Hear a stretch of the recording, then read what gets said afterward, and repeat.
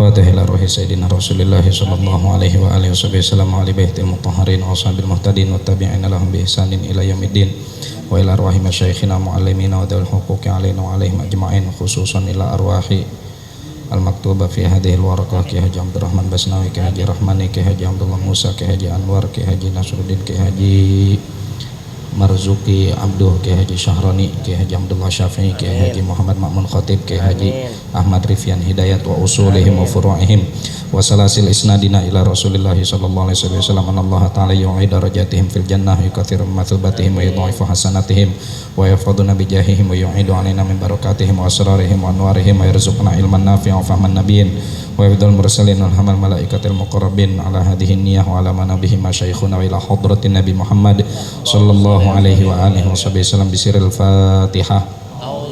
A'udzubillahi minasyaitonir rajim. Bismillahirrahmanirrahim.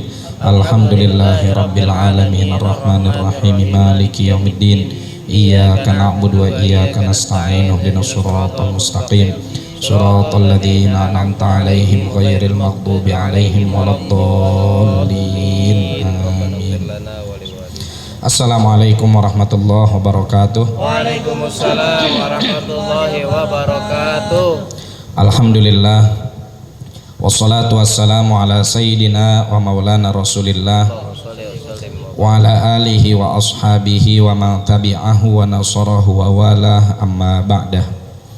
Fanawayna ta'alluma wa ta'lima wa tadhakura wa tadhkira wa nafa'a wal intifa'a wal ifadata wal istifadah wal hatha ala tamassuki bi kitabillahi wa sunnati rasulihi sallallahu alaihi wa alihi wa sahbihi wa sallam wa du'a ilal huda wa dalalata alal khair ibtigha'a mardatillahi wa qurbihi wa thawabih. Subhanaka la ilma lana illa ma 'allamtana innaka antal alimul hakim wa la haula wa la quwwata illa billahil aliyyil azim. Allahumma inna na'udzubika min ilmin la yanfa' qalbin la yakhsha wa nafsin la tashba wa 'ainin la tadma wa amalin la turfa wa min da'watin la yustajabu laha birahmatika ya arhamar rahimin. Allahumma inna nas'alukal ilma ladunni wal mashrabas safiyal hani ya wahabu ya ghani. Allahumma la sahla illa ma ja'altahu sahla wa anta taj'alul hazna idza syi'ta sahla. Allahumma sahhil lana hifdzal ulum wa hab lana wasi'atil fuhum bijahi nabiyikal ma'sum. Allahumma arinal haqqa haqqan warzuqna tiba'ah wa arinal batila batila warzuqna jitinabah wa la taj'alhuma mushtabihan alaina fanattabi'al hawa. Allahumma ya man wafaqa ahlal khairi lil khairi wa a'anahum alaih wafiqna Allahumma lil khairi wa a'inna alaih.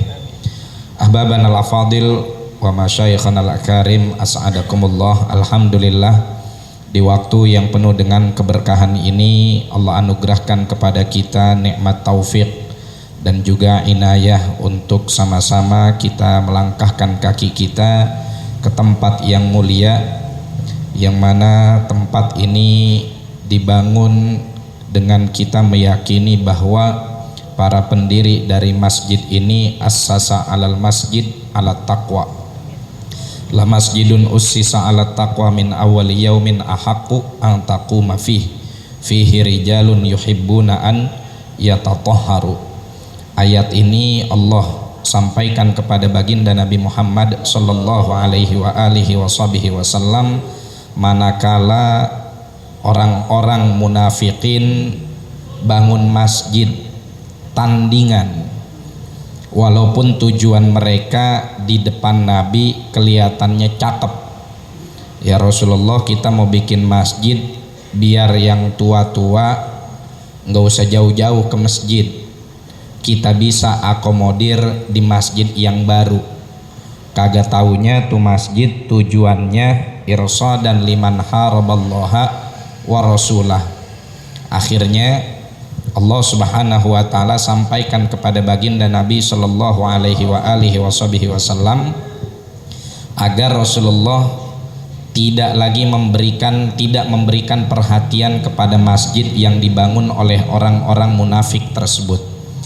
Justru yang harus lebih diberikan perhatian adalah masjid yang dibangun atas dasar takwa, yang dalam ayat ini yang dimaksud adalah Masjid Quba. masjid yang pertama kali dibangun oleh baginda Nabi Shallallahu Alaihi Wasallam ketika beliau sampai di kota Al-Madinah Al-Munawwarah. Kata para guru-guru kita, kendati pun ayat ini sababun nuzulnya adalah masjid yang dibangun oleh orang munafikin, sedangkan masjid yang kudu diberikan perhatian adalah Masjid Quba. Namun al-ibrah bi umumil lafadz la bi khususis sabab. Artinya setiap masjid yang dibangun atas dasar takwa, maka Rasulullah Shallallahu Alaihi Wasallam harus memberikan perhatian di situ. Dan perhatian baginda Nabi Shallallahu Alaihi Wasallam tidak hanya terjadi di masa beliau masih ada di alam dunia, hatta di alam barzakh beliau memberikan perhatiannya kepada umat-umat yang dikhususkan oleh Allah Subhanahu wa Ta'ala. Kita bersyukur alhamdulillah natasyarraf bil khidmah di masjid yang dibangun oleh rijalul akabir, ya, nama-nama yang ada di hadapan kita ini bukan orang-orang sembarangan. Mereka adalah orang-orang yang selama ini bisa kita sebut sebagai rijalun la tulhihim tijaratun wala bai'un an dzikrillah. Mereka lah yang ngebangun masjid ini, yang ngebimbing umat di tengah padatnya kesibukan duniawi, di tengah hiruk pikuk kehidupan yang serba metropolitan, ya. Kemudian mereka istiqomah mendidik umat. Maka kita bersyukur kepada Allah sekaligus meyakini bahwa inayah baginda Nabi Shallallahu Alaihi Wasallam senantiasa menyertai masjid kita dan juga jamaah-jamaahnya. Para hadirin wal hadirat yang dimuliakan oleh Allah Subhanahu wa Ta'ala, alhamdulillah tanpa kita sadari dan tanpa kita rasakan, kita sekarang ada di ujung tahun 1447 Hijriah. Bentar lagi kita akan mati. Iya. Itu dulu yang pertama kali dipikirin, bentar lagi kita akan mati, ya. Tahun mau berapa juga, ya udah wayanya mati, mati. Justru kita disuruh banyak ngingetin mati. Malah kalau masuk tahun yang baru, ya berarti wah jatah umur kita makin kurang nih. Udah jangan belagu-lagu, ya. Jangan belagu-lagu. Kita mau masuk tahun 1448 Hijriah. Kalau jatah umur kita sampai 1448 Hijriah, ya berarti tinggal 2 hari.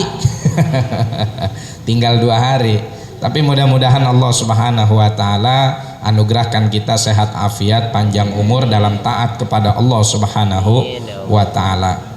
Bapak Ibu sekalian yang dimuliakan oleh Allah, peristiwa hijrah itu kan jadi momentum yang sangat penting bagi umat Islam.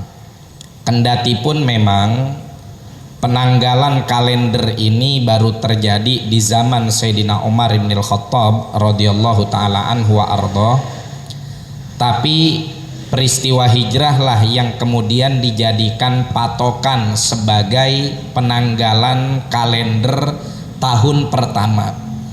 Dulu sahabat-sahabat tuh dimintain pendapat sama Sayyidina Umar, kira-kira kita nih mau bikin kalender buat umat Islam, apa yang jadi acuan kita tahun pertamanya tuh mulai dari kapan?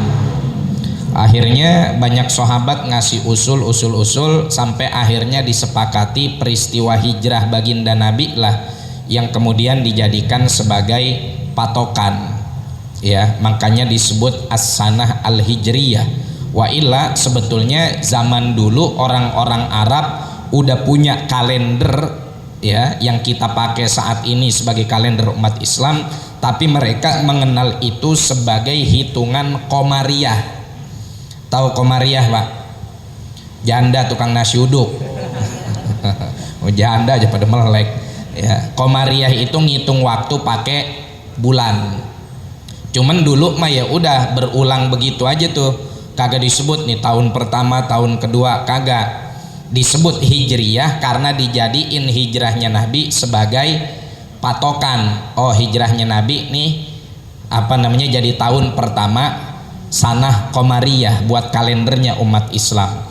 Walaupun sebetulnya Nabi Shallallahu Alaihi Wasallam sebagaimana dikatakan oleh para ulama usirah itu berangkat hijrahnya bukan di bulan Muharram.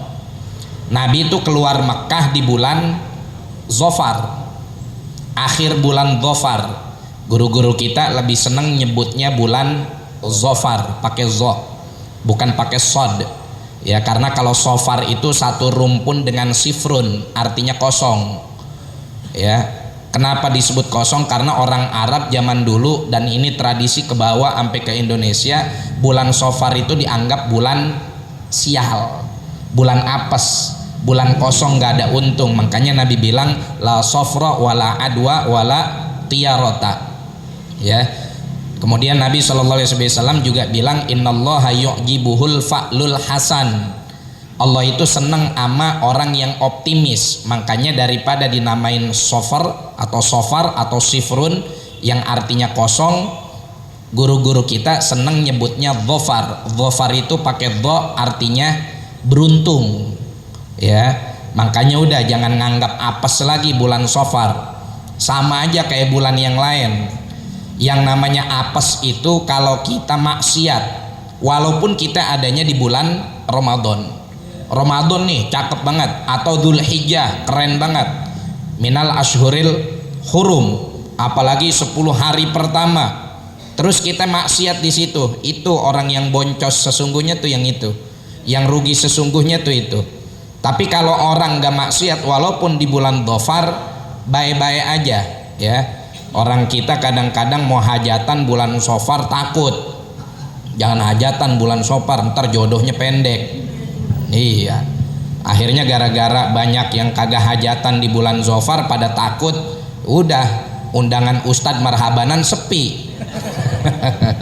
Makanya jadi bulan apit dah ya, kejepit ya. Udah besok Bu kalau mau nikahin aja, mau nyunatin aja, biar kata di bulan Sofar juga nggak ngapa-ngapa. Yang penting semuanya yang kita lakukan kan sesuai dengan tuntunan syariat baginda Nabi Muhammad Sallallahu Alaihi Wasallam. Nah, itu Nabi keluar di tanggal 27 Dzofar, malam Jumat. Kemudian nyampenya bulan Rabiul Awal, nyampe Madinah. Di sini ada beberapa peristiwa yang nanti kita kutip, beberapa peristiwa penting dalam perjalanan hijrah Nabi, yang dari situ kita pengen sama-sama merenung untuk kemudian peristiwa ini kita jadikan sebagai patokan dan kompas kehidupan kita. Karena kalau kata anak zaman sekarang, peristiwa Nabi dan sikap-sikap beliau ini sangat relate dengan kehidupan kita. Tahu relate Pak? Tahu relate nggak? Relate itu cocok ya, mirip sama kehidupan kita. Pertama, Nabi Shallallahu Alaihi Wasallam dalam perjalanan hijrahnya beliau menyusun strategi yang matang. Ya, di antara strategi yang disusun oleh Rasulullah Shallallahu Alaihi Wasallam, satu, nugasin Sayyidina Ali karramallahu wajhah buat tidur di dipan Nabi. Apa tujuannya? Tujuannya mendilai atau menunda kedatangan orang-orang kafir Quraisy yang mereka itu udah sepakat pengen ngeroyok Nabi Muhammad Sallallahu Alaihi Wasallam. Kan yang pertama kali berangkat hijrah kan sahabat-sahabat Nabi dulu tuh.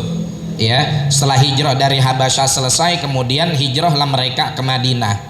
Dapat tuh kabar orang-orang kafir Quraisy tentang kehidupan para sahabat Nabi yang dari Mekah ke Madinah. Ternyata di Madinah mereka disambut. Di Madinah mereka digelarin karpet merah. Ya, artinya digelarin karpet merah tuh kita dimuliain. Kayak kita nih di Masjid Riyadul Abidin yang masuk ke sini pasti mulia karena digelarin karpet merah. Tuh, makanya jangan salah nih, ini masjid yang luar biasa, masya Allah, ya kan? Kita datang ke sini dimuliain karena digelarin karpet merah, menkurang kopi doang. Ya, jadi begitu mereka ngelihat para sahabat Nabi ini, wah, kita kira mereka di sono bakal dicecer nih, bakal digencet nih. Akhirnya mereka musyawarah. Ya, dalam musyawarah mereka di Darun Nadwah muncul setan yang menjelma ala surati Syaikhin Najdi, dalam bentuk tampilan orang Arab Najd. Tahu Pak bentuk tampilan orang Arab Najd? Bapak kalau ngelihat orang Arab suka pakai tudung, toilasan, tapi toilasannya beda sama toilasan lama kita tuh, yang jema di setrika sampai buat ngupas kulit mangga juga bisa tuh. Ya. Yang sorban merah atau sorban putih biasa dipakai sama ulama-ulama Saudi, itu ciri khas orang-orang Najd. Kalau ciri khas orang Haramain Syarifain, orang Makkah dan orang Madinah itu pakai udeng-udeng, pakai imamah.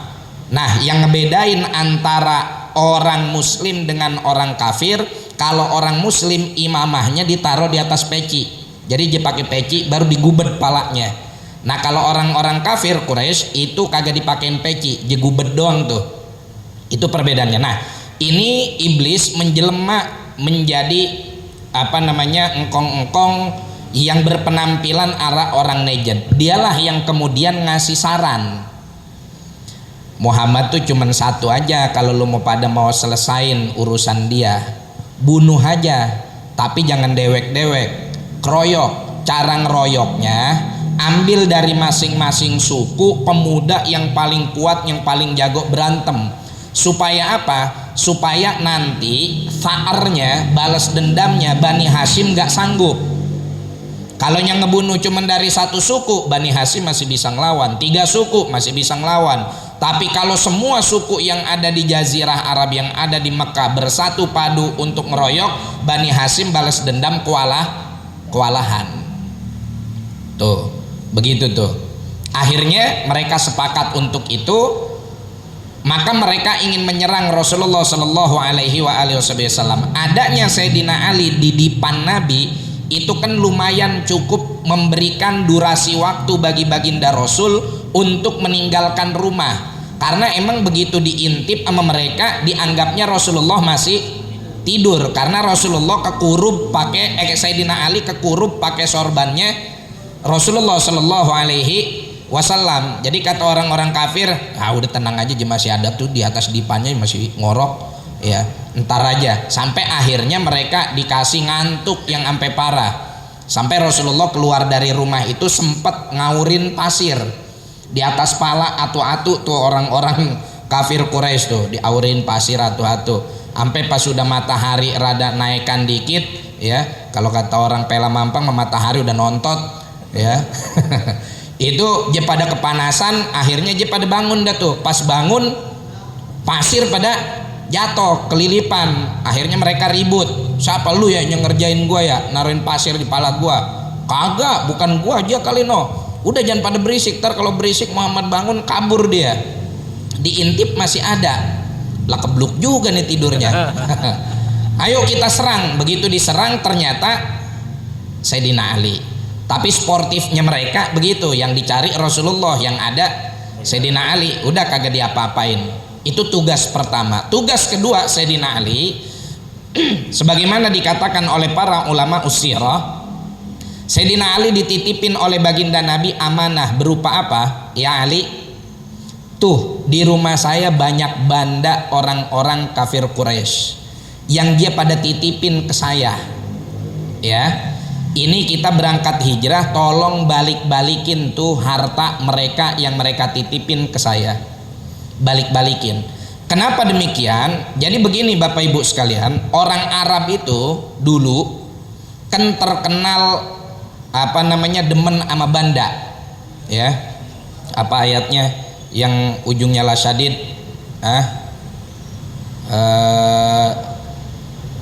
Wa innahu lihubbil khairi lasyadid. Kata para ulama tafsir, al khair huna maknahu ay al mal, demen banda. Nah, orang Arab nih, ya, demen banda itu saking demennya sama banda, dia kagak pengen bandanya habis sama anak bininya. Makanya dia titipin ke Nabi Muhammad Sallallahu Alaihi Wasallam. Karena kalau dia taruh di rumah, bandanya dikit-dikit singget. Iya, tahu singget. Habis dikit-dikit tuh. Siapa yang nyinggetin, siapa yang ngabisin? Bininya buat COD. Jadi emang orang wadon doyan ngentit duit laki udah dari zaman dulu, dari zaman Nabi, bukan zaman kita doang. Makanya kalau bapak-bapak nyimpen duit di rumah tiba-tiba ngelihat kantong ngerogoh, lah kemarin kita naruh 500.000, nih sisa 25 doang, gudang garam filter juga kagak kebeli ini mah. Ya, diambil sama bini, udah jangan kaget, emang kelakuan orang wadon mah dari dulu begitu. Makanya salah kalau orang laki suka bilang, lu jadi orang wadon jangan belagu-lagu, yang nyari duit nih gua. Urusan nyari duit mah pinteran orang wadon, Pak. Lah iya, ketemu urusan nyari duit mah pinteran orang wadon.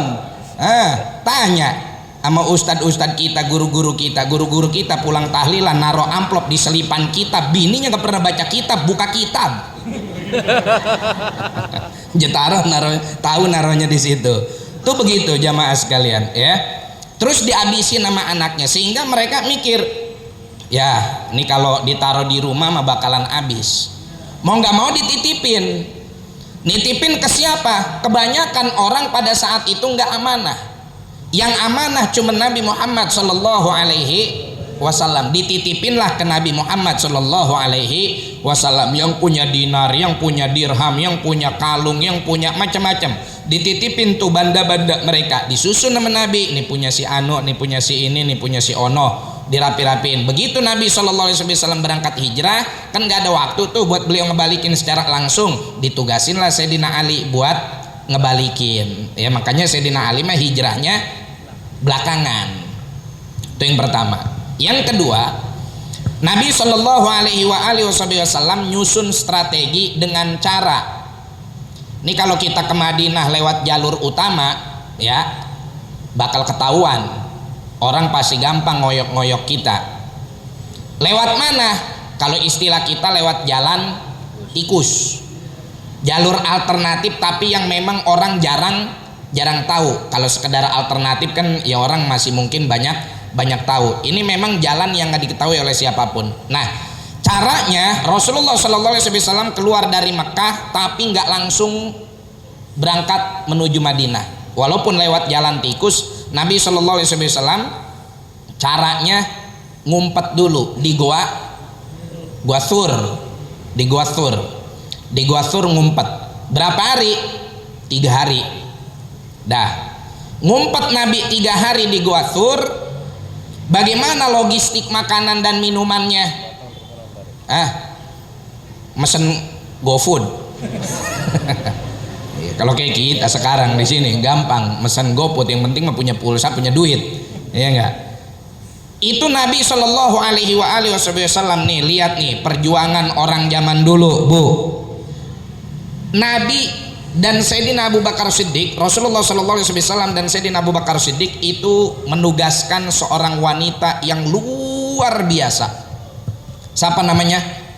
Sayyidatina Asma binti Abi Bakar Siddiq radhiyallahu taala anhu wa arda. Yang pada saat itu lagi hamil. Hamilnya usia tua tapi kandungan muda. Berapa tuh biasanya? Umur 8 bulan. Katanya kalau umur 8 bulan tuh kan walaupun secara usia tua tapi rentan. Ya. Ini Sayyidatina Asma sedang mengandung anak dari suaminya namanya Sayyidina Zubair bin Awam. Makanya anaknya tuh ya nanti dilahirin Sayyidina Abdullah bin Zubair bin Awam jadi bayi pertama yang dilahirkan setelah hijrah. Tuh, makanya namanya ketulis dalam sejarah. Nah, Sayyidatina Asma di usia kandungan yang kayak begitu, bayangin coba Bu, ngelangkahin kaki dari rumah saban hari, bawa makanan, bawa minuman dengan cara menyamar sambil gembala embek. Jadi cara beliau bawa makanan tuh seakan-akan beliau lagi ngangon, biar nggak kelihatan nama orang kafir Quraisy. Kalau kelihatan, oh dia mah lagi ngangon. Padahal mah intinya mah bukan ngangon, bawa makanan dan minuman untuk Sayyidina Rasulullah Sallallahu Alaihi Wasallam. Dan bayangin, ibu kalau berangkat umroh atau berangkat haji sekali-kali dah nyobain ke ke Gua Thur. La ilaha illallah, nanjaknya Bu. Waduh. Itu dari kita tempat bis berhenti sampai ke atas kan masih nanjak lagi. Ya. Mungkin kalau jalanan yang pakai bis udah jalan sekarang. Kalau zaman dulu mungkin secara jarak lebih dekat, nggak ngubeng-ngubeng. Tapi kan nanjak, perbukitan. Mekah itu kan syi'ib. Ya, banyak perbukitan di situ. Bayangin, lagi hamil gede, bawa makanan, jalannya jauh dan terjal. Kenapa ini kita ceritain? Biar orang wadon pada mikir, jangan pada malas sama ngaji. Baru timbang berangkat ngaji 200 meter aja, la ilaha illallah. Ngaji di mana? Di Riyadul Abidin. Aduh, entarnya kaki pegel baru timbang ngaji gitu doang. Ya, tuh perjuangan wanita yang hebat kalau pengen jadi orang yang dekat dengan Nabi Shallallahu Alaihi Wasallam. Perjuangannya kagak enteng. Giliran ngaji pada ribut pegel, giliran lari pagi hari Minggu sepanjang Gatot Subroto pada sehat. Giliran datang ke majelis taklim pada ogah, giliran datang ke kafe pada malas, giliran sholat subuh pada angop, giliran nonton bola pada melek. Mending yang ditonton menang seri doang juga. Ya, kita kan nontonnya pulang ngaji. Itu begitu.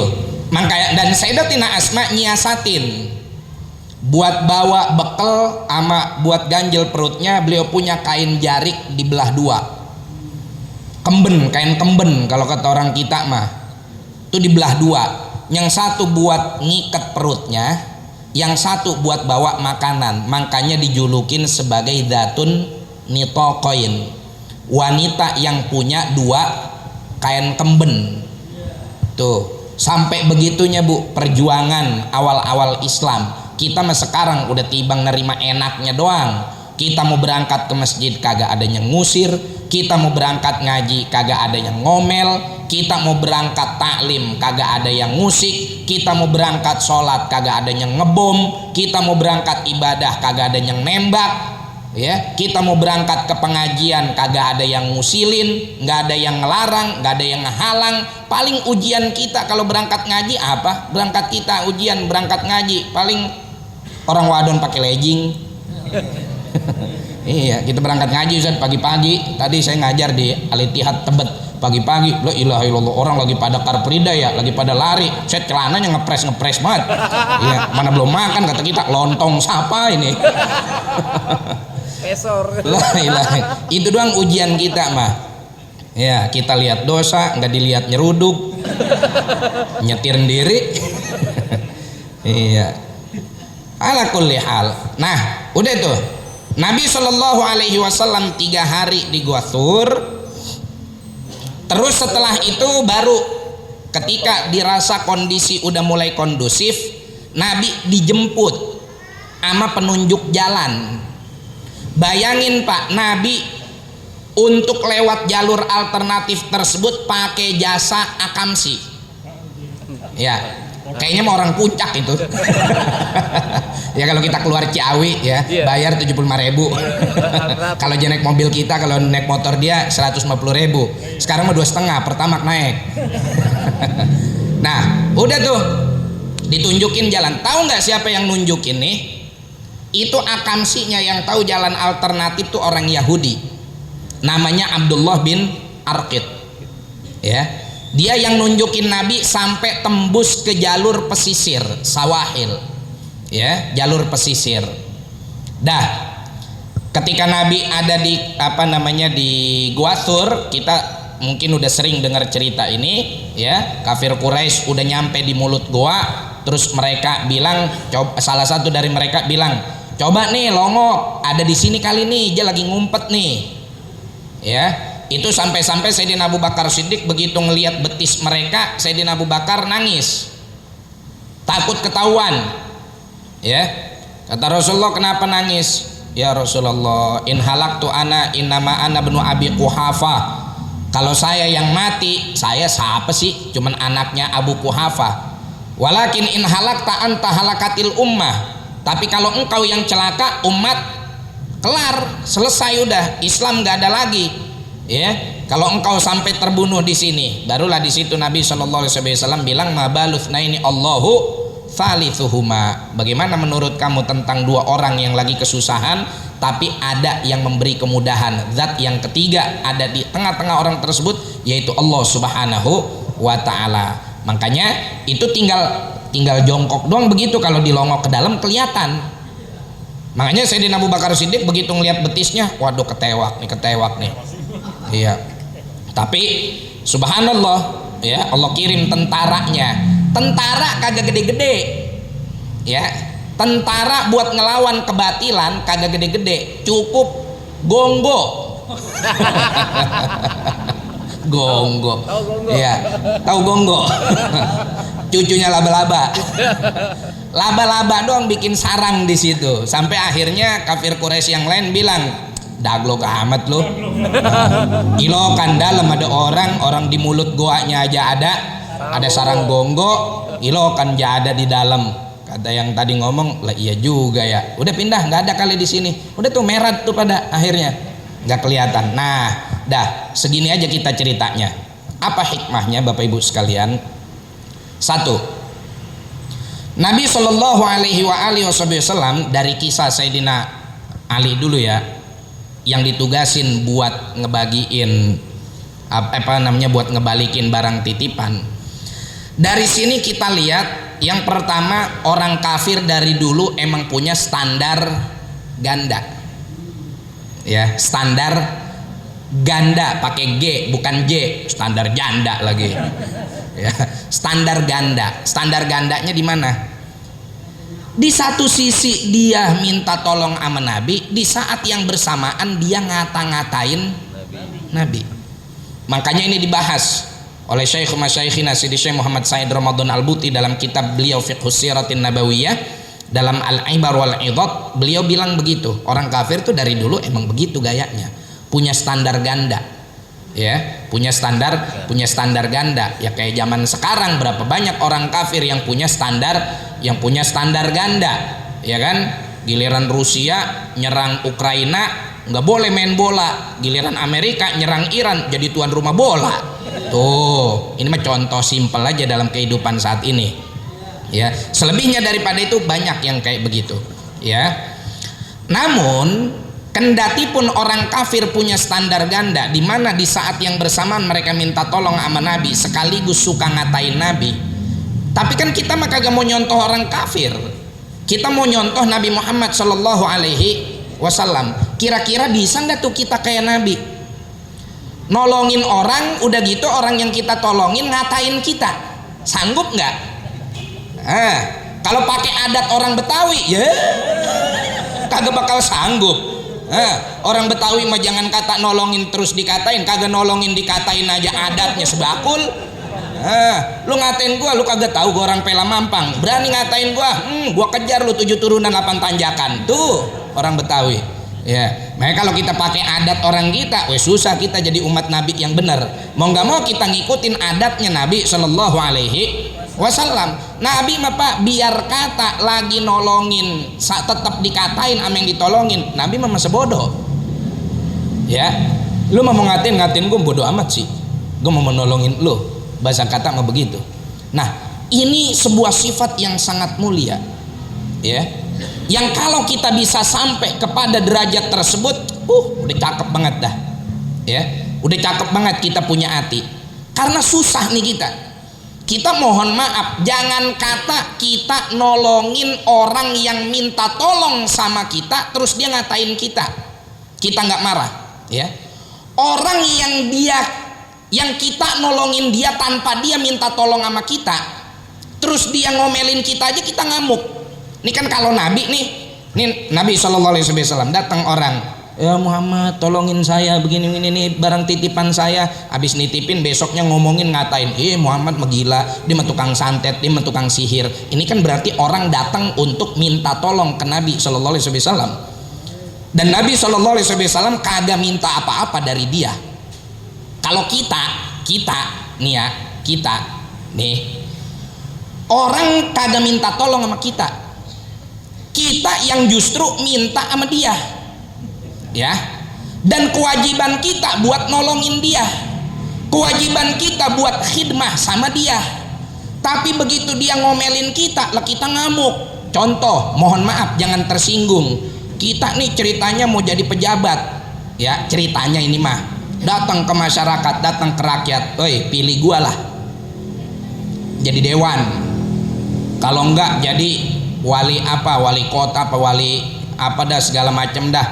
Udah dia kan yang datang ke kita minta suara kita, iya enggak? Cuman kitanya aja rada blow on lagi, dibayar gocap mau. Iya, udah dia yang minta tolong sama kita, kita bantuin dia, tuh amanah pegang 5 tahun.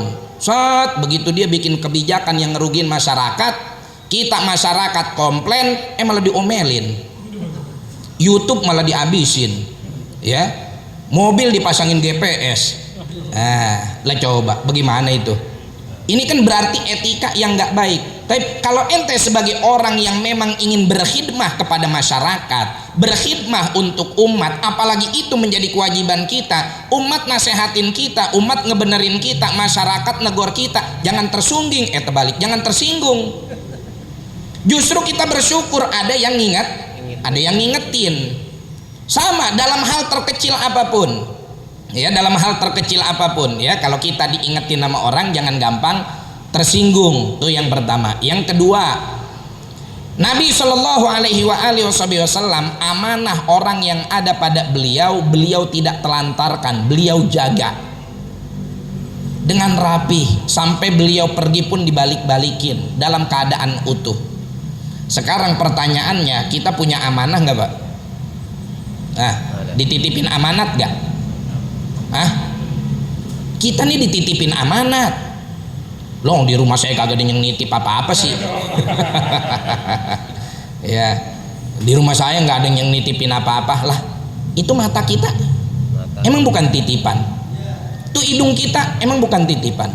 Itu mulut kita emang bukan titipan.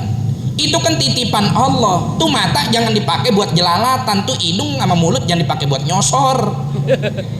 Itu amanah dari Allah Subhanahu wa Ta'ala yang kudu kita jaga. Mata kita, hidung kita, kuping kita, mulut kita, tangan kita, kaki kita, semuanya amanah. Ya, kullukum ra'in wa kullukum mas'ulun an ra'iyati.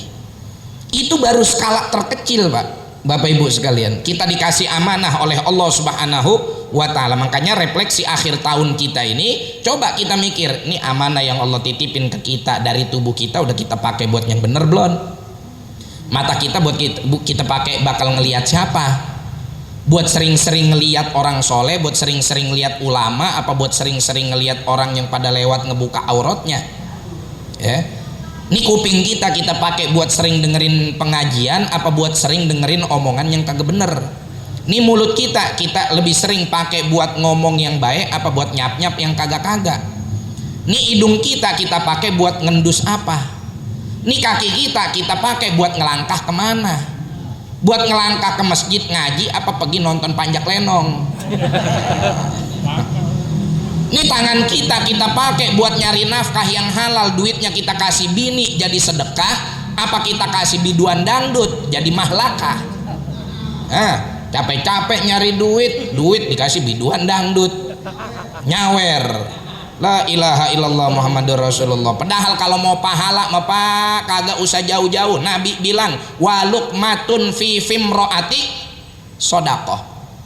Satu suap masuk ke mulut bini, pahalanya kayak bapak sedekah. Tuh, makanya kalau bini doyan jajan, antepin aja. Iya, lah kita mah begitu sih. Bini kita makannya banyak, antepin aja. Ntar kalau dia bilang, ya berat badan aku naik, bagus, pahala sedekah kita banyak namanya. Iya, makanya kita megogah punya bini kurus. Lah kalau bini kita kurus, nandain pahala sedekah kita kurang. Iya, udah ibu-ibu yang badannya timbangannya berat doyan jajan, gak usah pakai belagu-lagu mau diet. Iya, udah beratin aja. Justru itu namanya ahli sorga, orang yang masuk sorga yang berat timbangannya. Iya, Lagian orang wadon kan ngomong doang mau diet, emang diet beneran? Kagak sih. Ngomong aku mau diet pak, mau lari pagi di SCBD hari Minggu, lari dapat 200 meter ketemu batagor, makan batagor. Lari lagi 50 meter ketemu cilok, ke cilok, dapat 200 meter aus, es teh manis Solo, gulanya banyak, ya kirain mengebakar kalori, nambahin kalori, sama aja. Itu begitu, pakai tuh duit yang dititipin oleh Allah Subhanahu wa taala buat yang bener. Anak istri kita amanah dari Allah Subhanahu wa taala, jagain. Jangan dibiarin anak kita pergaulannya bebas. Ini Jakarta, kota metropolitan, pergaulan mau bagaimana aja ada. Kita jangan kalah sama siasat licik anak muda zaman sekarang, Pak. Ya, kalau zaman saya dulu SMA, kagak keluar rumah malam minggu, kata orang kampung anak soleh. Perempuan yang kagak keluar rumah malam minggu, kata orang kampung anak solehah. Zaman sekarang anak malam minggu nggak keluar rumah belum tentu soleh, belum tentu solehah. Mereka bisa ngejual diri dari dalam kamar lewat aplikasi TikTok. Dia pada buka bajunya cuman buat dapetin saweran, dapetin singa, dapetin paus, kirim link, nginep di Oyo. Ustadz tahu amat, cobain makanya.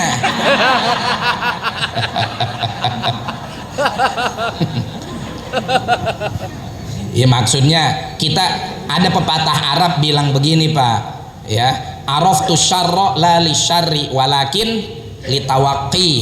Kita tahu kejelekan bukan buat kita kerjain, tapi buat kita mengcounter diri kita, ngebentengin diri kita, keluarga kita. Jadi kalau anak di dalam rumah, Neng, iya Pak, ngapain?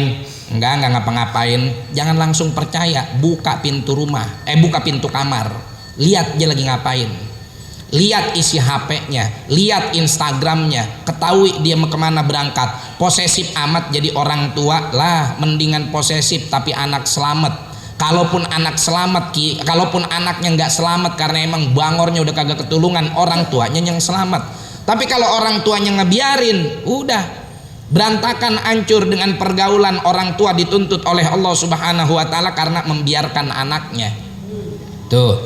Jadi ini semua adalah amanah yang harus kita jaga. Yang berikutnya, ya, waqfatut ta'ammul yang bisa kita ambil dari proses hijrahnya Nabi.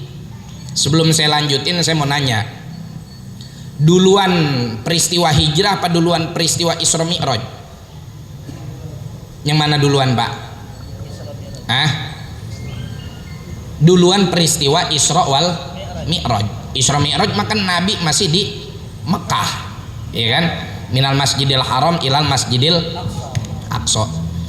Itu perjalanan segitu jauhnya dari Masjidil Haram, ada di Mekah, Masjidil Aqsa ada di Palestina, naik ke Sidratil Muntaha, turun lagi ke bumi. Ada semalaman, nggak nyampe, ya, sekelebatan doang kalau bahasa kita mah, sentaran. Lantas ngapa lempengan hijrah Nabi kagak pakai cara yang sama? Jarak lebih dekat. Jangan kata Nabi, wali di zaman Nabi Sulaiman yang ditantang buat mindahin istana Ratu Balqis, dia bisa mindahin istana qabla an yartadda ilaika torfuk. Ya, Nabi Sulaiman kan sempat bikin apa namanya tuh, lelang proyek. Kalau sayembara mah zaman dulu. Kalau zaman sekarang lelang proyek. Ayo nih, siapa nih yang bisa mindahin istana Ratu Balqis? Ada yang bilang, oh sebelum Anda duduk udah pindah. Ada lagi satu, bukan Nabi, wali. Oh saya bisa, qabla an yartadda ilaika torfuk. Akhirnya dia tuh yang menang lelang proyek. Cuman dia mah proyeknya beneran nih, proposal sama wujudnya asli, nyata. Ya, bukan gak punya PT tiba-tiba punya motor. Di mana itu? Ada negara namanya Konoha. Ya, bukan di kampung kita itu mah. Aduh, saya mau ngomong apa tadi ya? Artinya seorang wali aja bisa tuh mindahin istana sebelum Nabi Sulaiman kedip. Istana kan segede elehum gambreng Pak. Ya kali kalau cuma mindahin kotak tisu doang mah kecit ya. Ini mah istana dipindahin. sebelum mata kedip. Artinya seorang wali punya karomah sampai sebegitunya, apalagi buat Nabi Muhammad Shallallahu Alaihi Wasallam. Bagi Allah ya cerek kecil urusan. Cuma jangan kata mindahin Nabi sendiri tuh, kalau mau semua sahabat yang pada saat itu hijrah dari Mekah ke Madinah, udah hijrah aja bareng-bareng sama Nabi, semuanya dalam kamar Nabi pegangan tangan, celing hilang, tahu-tahu nongol di Madinah. Tapi kenapa privilege itu nggak dipakai? Kenapa fasilitas itu nggak digunakan? Karena Nabi ngajarin kita bahwa dunia ini berdiri ala maqamil asbab. Dunia ini kudu ada ikhtiar. Bahkan orang yang Allah tempatkan dalam maqamut tajrid sekalipun, mereka nggak bisa lepas dari yang namanya ikhtiar. Karena manusia itu untuk bisa wusul ilallah harus berdiri dan terbang di atas sepasang sayap, sayap ikhtiar dan sayap tawakal. Tawakal doang sama ikhtiarnya kagak, konyol. Ya, ikhtiar doang tawakalnya kagak, songong. Ada orang ikhtiar doang, apa aja dia usahain, dia susun rencananya, tapi dia nggak serahkan hasilnya kepada Allah, songong.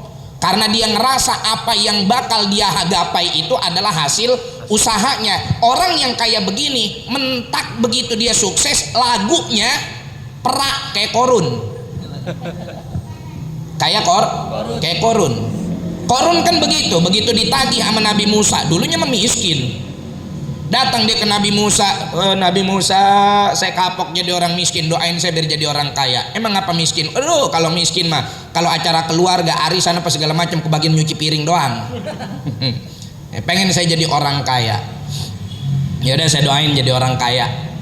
Udah, jadi orang kaya, begitu kaya, udah kagak datang lagi ke Nabi Musa. Ya, sama kayak orang yang inget kiai kalau lagi lempengan ada proyek doang. Kiai lagi ada proyek nih, hizib. Rotib. Udah dikasih rotib sama hizib, proyeknya gol, kagak datang lagi ke majelis. Nih, ya kagak orangnya, kagak sumbangannya. La ilaha illallah. Begitu ditagih ke Korun, apa kata Korun? Innama utituhu ala ilmin indi. Ente mau ngapain datang sini? Semua kekayaan saya ini hasil jerih payah saya. Beda sama jalan para nabi. Jalan para nabi apa? In urid illal islah mastata'tu wa ma taufiqi illa billah. Jalan para nabi fa idza azamta fatawakkal 'alallah. Tuh begitu. Tawakal doang, ikhtiar kagak, konyol. Apalagi kalau dia keliru memahami hadis Nabi. Ngapa sih Pak? Kagak mau nyari duit? Duit dicari, rezeki mau udah diatur sama Allah. Nabi juga bilang tuh, burung aja dikasih makan. Coba kita sama-sama simak hadis Nabi. Memang hadis ini awalnya ada kalimat tawakal. Kata Rasulullah SAW apa? Lau annakum tatawakkaluna 'alallahi haqqa tawakkuli la razaqakum kama yarzuqut thair. Kalau kalian menyerahkan diri kepada Allah, bertawakal kepada Allah, ya, dengan sesungguhnya tawakal, maka Allah akan berikan kalian rizki seperti Allah ngasih rezeki kepada burung. Hadisnya nyampe di situ apa ada lanjutannya? Ada lanjutannya. Apa lanjutannya? Taghdu khimaso wa taruhu bitona. Pergi dalam keadaan teliknya celong, perutnya kosong. Wa taruhu bitona. Pulang perutnya kenyang. Pertanyaan saya, ya, itu burung yang perutnya celong, dia ngejedog aja di sarang apa ngayap? Ngayap. Artinya ngayab itu apa kalau bukan ikhtiar? Ngayab itu apa kalau bukan usaha? Iya enggak? Kita disuruh tawakal kata Nabi, cuman tawakalnya kita, ya, apa namanya, Allah memberikan rizki kepada yang bertawakal seperti burung itu tawakal, tapi tuh burung juga nyari. Buktinya aja pergi. Kalau seandainya hadis ini melarang kita atau tidak memerlukan bagi kita buat ikhtiar, redaksi hadisnya nggak begitu. Nabi pasti bakal bilang kalau ente tawakal udah lihat aja burung yang ada di sarang, no, ya, jangan nggak kemana-mana juga tetap dapat rezeki. Kan nggak begitu. Burung aja ngayap Pak. Pagi-pagi nyari duit. Pagi-pagi nyari rejeki, biar kata sekarang perutnya kosong, begitu dia kemana-mana pulang kenyang. Kayak ayam jago. Ayam jago pagi teliknya celong, pergi ke rumah orang, ngelihat nasi bekas dia patolin, ngelihat cacing dia patolin, ngelihat serangga dia patolin, ampe ngelihat karet nasi uduk dia patolin. Dia kira cacing dipatol-patol, kagak kunyah-kunyah ini, nggak taunya karet. Dapat jam 9 tuh ayam teliknya udah penuh, telik udah penuh, hidup anteng ke kotrek nyari betina, besok juga udah punya anak. Artinya kita jangan belagu-lagu hidup di dunia kemudian kita merasa nggak perlu untuk berikhtiar. Ikhtiar, cari nafkah, cari duit, kerja yang bener, jangan lagak-legek doang di rumah. Biar kata kita sholat duha beribu-ribu rokaat, kalau kita kagak pergi nyari duit, siapa yang mau transfer? Lah iya, tuh begitu. Jadi ikhtiar itu penting. Tuh Nabi aja kayak begitu, disusun strategi, enggak menggunakan privilege-nya, ya, enggak menggunakan kesempatan yang beliau punya naik buruk apa segala macam. Bahkan beliau susun strategi itu sematang mungkin. Masuk ke dalam goa 3 hari. Habis itu janjian sama orang yang bisa nunjukin jalan. Kalaupun nggak ada tuh orang yang nunjukin jalan, ilokan Nabi keder, wa wajadaka dhallan fahada kok. Allah pasti bakal nyelamatin nabinya. Tapi Nabi lagi ngajarin sama kita, umat, usaha nyari duit, usaha nyari ilmu, usaha naikin kapasitas dan kualitas diri kita. Begitu, karena dunia ini memang Allah takdirkan dan sudah menjadi min sunanillahi fi ibadih untuk kita iqamatul asbab di dalamnya. Baru setelah itu kita serahkan semua hasilnya kepada Allah Subhanahu wa ta'ala. Maka jangan lagi jadi umat yang malas, ya. Nabi aja tuh rajin nyusun strategi. Kita jangan jadi umat yang malas. Kalau kita pengen maju, pengen menang lawan orang-orang kafir, ya kita kudu punya kecanggihan dalam cara berpikir kita, dalam cara diplomasi kita, dalam cara etika kita. Kalau kita kerjaannya pagi-pagi masih demennya bangun sholat subuh, terus lantas duduk di atas balai bonggang, kita makan uli goreng, tutul sama kopi, ya. Terus abis itu kita kagak ngapa-ngapain, cuman stratat stritit ngisep minak jinggo. Terus kita kagak ngapa-ngapain, usaha kagak, ikhtiar kagak, apa kagak, ya kapan mau menang lawan orang kafir? Yang begitu melawan mertua juga kalah mulu. Ya, yang begitu melawan mertua juga kalah mulu. Ya, kata mertuanya, "Setu enak amat saban pagi numpang ngopi doang." Iya, Pak, mau bagaimana lagi, emang udah begini takdir hidupnya. Mantu remjadah yang begini, ya. Ikhtiar kayak Nabi Shallallahu Alaihi Wasallam, ya. Selebihnya masih banyak wakfah ta'ammul yang bisa kita gali dari peristiwa hijrah baginda Nabi Shallallahu Alaihi Wasallam. Silakan kita baca kitab-kitab sejarah yang mu'tamadah, ya.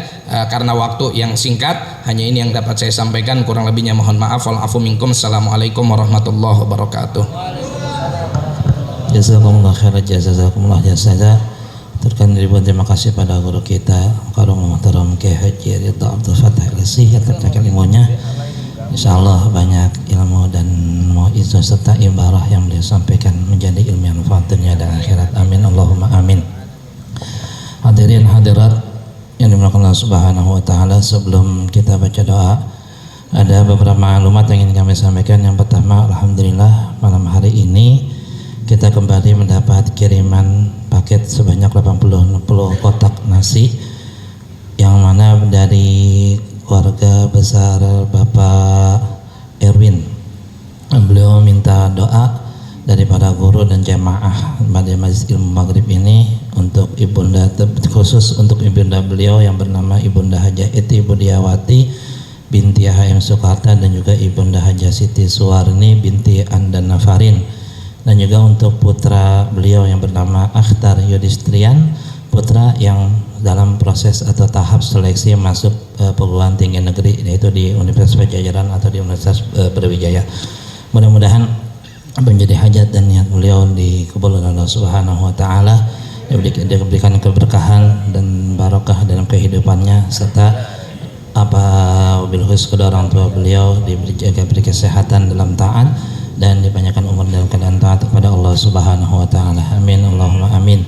Kemudian yang kedua, kembali kami ingatkan panitia kurban Masjidil Abidin kembali akan membuka tabungan kurban untuk waktu 12 bulan terhitung dari bulan Juni 2026 ini. Besarnya tabungan adalah sebesar 300.000 per bulan, boleh disetorkan secara tunai atau bisa dikirim melalui rekening Bank Syariah Indonesia ke nomor 7136671668 atas nama Masjidil Abidin. Nah, setiap peserta tabungan akan diberikan kartu peserta. Tabungan kurban bukan satu-satunya cara untuk kolektif. Bagi jamaah yang ingin memberikan uang kurban kolektif secara sekaligus juga dipersilakan. Mudah-mudahan ajakan ini menjadi motivasi kita bersama. Kalau bukan kita siapa lagi, kalau bukan sekarang siapa lagi. Terakhir kami informasikan kembali, insya Allah malam Kamis depan tanggal 24 Juni 2026 di Masjid Riyadul Abidin akan diselenggarakan pengajian Majelis Adliyah Ulami pimpinan guru kita Al-Mukarram Kiai Haji Khairullah Ramli.